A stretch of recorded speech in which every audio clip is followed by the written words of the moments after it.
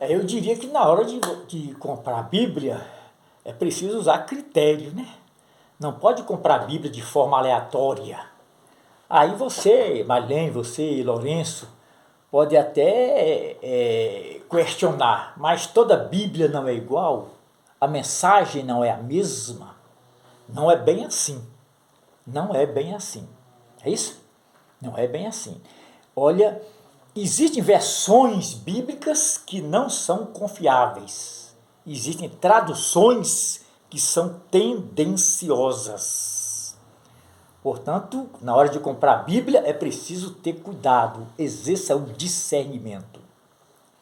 Eu não sei se você sabe, Lourenço, Marilene, Lima, existe uma ciência chamada manuscritologia ou crítica textual.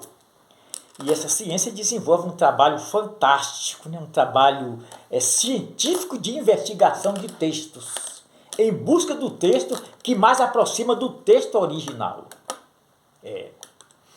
A manuscritologia desenvolve um estudo interdisciplinar de manuscritos. Manuscrito é um documento escrito à mão. É só isso aí. Um documento escrito à mão. É uma cópia manuscrita. Cópia manuscrita. Sim. E de acordo a manuscritologia, ela é também chamada de crítica textual. Essa ciência tem também relação com a filologia e com a paleografia. Por isso daí um estudo interdisciplinar de manuscritos antigos. Entendeu? E de acordo à manuscritologia, existe dois tipos de textos tratando de escritura sagrada. Como existe também duas abordagens importantes ou dois métodos para se traduzir estes textos. Bem, o texto crítico, conforme está aí, tá vendo? Tá vendo? O texto crítico ele é também chamado de texto eclético, que é um texto minoritário, porque sim, que ele se baseia na minoria dos documentos, na minoria dos autógrafos, dos manuscritos. E o texto crítico, ele se baseia nos manuscritos alexandrinos, sinaíticos e vaticanos.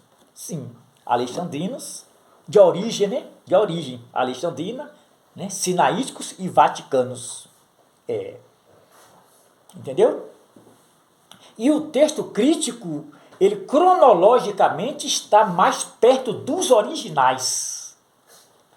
É mais antigo, ele é datado do século 3 e 4 da era cristã. Então, obviamente, ele está mais perto dos originais. Aí surge uma corrente manuscristológica que advoga a favor do texto crítico, né?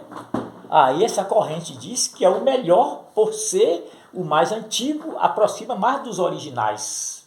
Então o tradutor, ao fazer a tradução, ele não fez imposição ao texto, ele foi neutro, ele foi imparcial. Já existe um grupo de eruditos, né, de acadêmicos, de filólogos, hebraístas, críticos textuais, que discordam dessa afirmação. Eles alegam que o texto crítico não é tão confiável, não é bom, não é bom. Isso não é bom. Então existe aí essa discussão, né, entre os acadêmicos com relação ao texto crítico. Mas o método para se traduzir o texto crítico ou as bíblias que se baseiam no texto crítico é o método de equivalência dinâmica. Equivalência dinâmica. Aí nesse método o tradutor ele não é fiel ao texto original. Ele se preocupa com a evolução da gramática.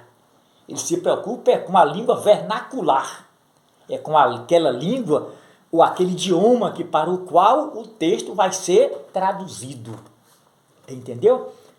Vai ser traduzido. E quais são as bíblias que são baseadas no texto crítico e são traduzidas por equivalência dinâmica? Aquela Bíblia NVI, né? Nova Versão Internacional, a Bíblia NVT, Nova Versão Transformadora, a Bíblia NAA, que é a Nova Almeida Atualizada. Então essas Bíblias são baseadas no texto crítico ou eclético, e são traduzidas por equivalência dinâmica. Aí, com relação à qualidade desses textos, dessas Bíblias, aí fica por conta aí dos grandes eruditos, né? Dos grandes eruditos. Mas de acordo a manuscritologia ou crítica textual, existe um outro tipo de texto, que é o texto majoritário. Esse texto é datado do século 8 e 9 da era cristã. Então, esse texto, cronologicamente, ele está bem mais distante dos originais e mais perto da gente. É isso? E existe mais de 5.000 manuscritos ou cópias manuscritas só do Novo Testamento. São cópias gregas do Novo Testamento. Entendeu? Então, o texto majoritário ele é também chamado de texto bizantino, porque são manuscritos bizantinos.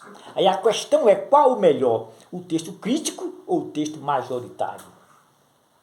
Olha, quais são as Bíblias traduzidas por equivalência formal? Porque o texto majoritário ele é traduzido por equivalência formal ou literal, diferente do texto crítico, né? Que é traduzido por equivalência dinâmica. Na tradução por equivalência formal, o tradutor ele se restringe ao texto. Ele é fiel ao texto. Hein? Ele se preocupa com a gramática do texto. É isso, ele não se preocupa com o leitor, com o intérprete. Não, ele foca no texto. No texto. E quais são as Bíblias traduzidas por equivalência formal e baseada no texto majoritário? Aquela Bíblia ACF, né? Que é a Almeida Corrigida Fiel. Aquela outra Bíblia ARC, que é a Almeida Revisada Corrigida. E a Bíblia AR, né, que é a Almeida Recebida. Então, essas Bíblias são traduzidas por equivalência formal. O tradutor fez a tradução de acordo com o texto. Não houve tantas modificações. Mas vale salientar que não existe uma tradução 100% fiel, 100% correta. Essa conversa de que existe cópias dos originais é uma grande falácia, que nós não temos mais cópias ou manuscritos dos originais, nós temos cópias de recópias. Entendeu? Olha, e aquelas Bíblias parafraseadas, né? Elas são confiáveis porque o método dinâmico permite parafrase. Na parafrase, o tradutor ele não faz uma tradução, ele reescreve, ele faz uma parafrase. Aquela Bíblia NTLH, que é nova tradução na linguagem de hoje, é NTLH, muito lida. Ela é tendenciosa, né? Tendenciosa. A outra Bíblia também, aquela Bíblia Viva, Bíblia parafraseada também. E a mensagem eu diria que é a pior, cujo conteúdo não deve ser assimilado. Então essas três Bíblias são parafraseadas. NTLH, Bíblia Viva e a Mensagem. Mas existem também aquelas Bíblias mistas ou intermediárias, né?